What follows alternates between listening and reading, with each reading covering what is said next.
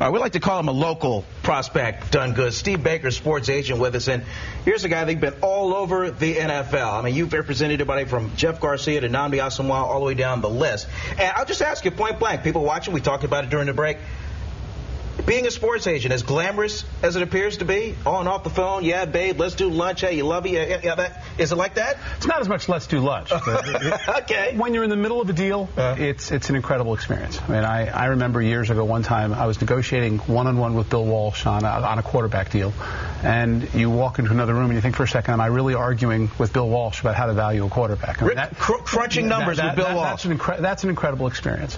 There's a lot of work that goes up to that moment, though, but when you're in the middle of a deal, there's very few things that are more exciting. Well, we'll get back in a second. Let's talk about a big deal, the big picture, the NFL and the collective bargaining agreement. I mean, these salaries are just all over the place. Matthew Stafford, $50 million, hasn't even taken a snap yet. You got other quarterbacks whose contracts are coming up that are looking for big dollars. What's your take on the CBA? Are we going to have a shutdown? I think that it'll definitely go to the very last second. March 4th is when the CBA expires, March 4th of 2011. I think it's conceivable there'll be a lockout. I would think it's likely things will get done before that because I think there's too much money on both sides. The thing to remember is for every Matthew Stafford, there's 200 players in the NFL draft that are paid far below what their potential market value is. So I don't really begrudge the quarterbacks being paid what they're paid. Okay, all right, fair enough.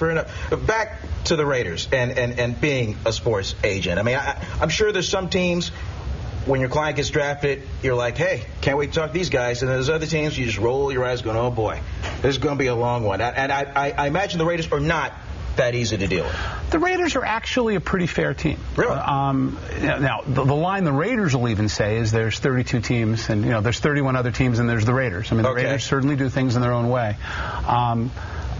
What I can say is if you have a client that Al Davis likes, it's a much better situation than if it's a client that Al Davis does not like. You've sat down and broken bread with Mr. Davis? I've certainly spoken to Mr. Davis, but Mr. Davis gets involved in the negotiations. There's other people that get involved in the negotiations.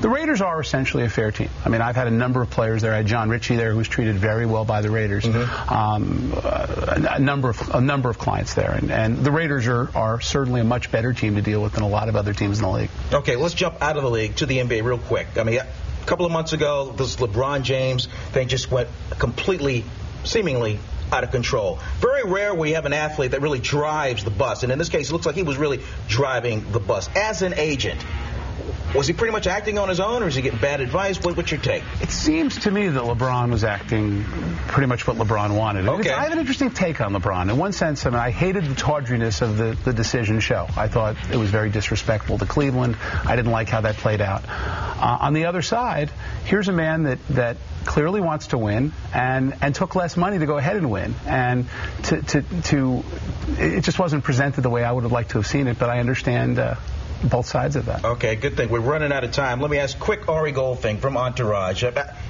True to life? Dead on?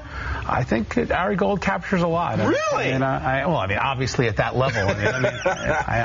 Ari Gold, well, what's interesting is Ari Gold is based on Mark Wahlberg's agent, who is the person from Entourage. And Mark Wahlberg's agent's brother is Rahm Emanuel, who's running the country. We get to enjoy him Sunday night. Steve, thanks.